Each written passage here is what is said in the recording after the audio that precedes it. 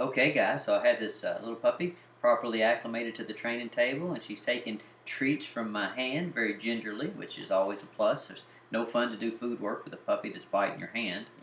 So listen, never skip that step. Make sure that you spend the time to teach the dog to take the treats gingerly, because I've seen a million people try to do food work, and they just get disappointed because their hands keep getting bitten.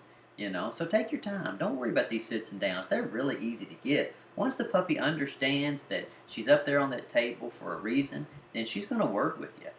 So you put that food in your hand and give her a treat. She's going to say, "Oh, this is working. I'm going to stick with it." Then you put the treat back in your hand and move your hand to a different position. She says, "Well, wow, I'll just take my body to where that treat's going to be, and I'll wait there as long as I'm getting treats." It's really simple. Put her on a table. Move your hand around a little bit. When you get her in a position that you like, keep giving her treats till you're ready to put her in a different position.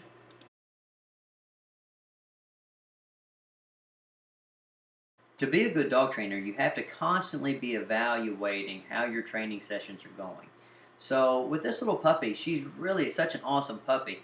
It's easy to get carried away with yourself and assume that she's going to be able to do everything perfectly. So, usually, how I introduce sit and stand and down is as a base pattern. I do them all three at the same time.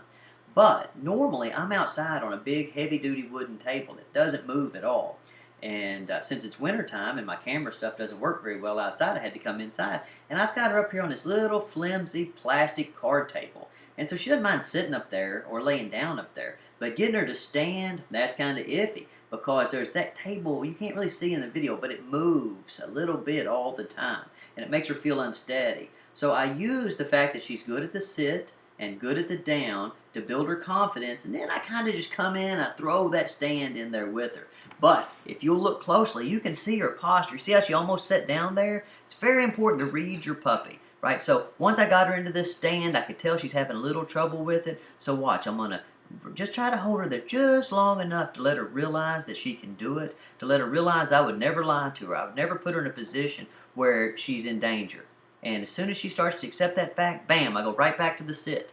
And I'm going to sit there and I'm going to give her some treats. So anytime you have to introduce something to your routine that your dog's a little bit slow at or seems a little bit, it seems a little bit apprehensive, then what I want you to do is just kind of sneak a little bit of it in there. And then each session, just sneak a little bit more. And before you know it, the dog will be doing it just perfectly. Use your good stuff to help the stuff that's not working so well.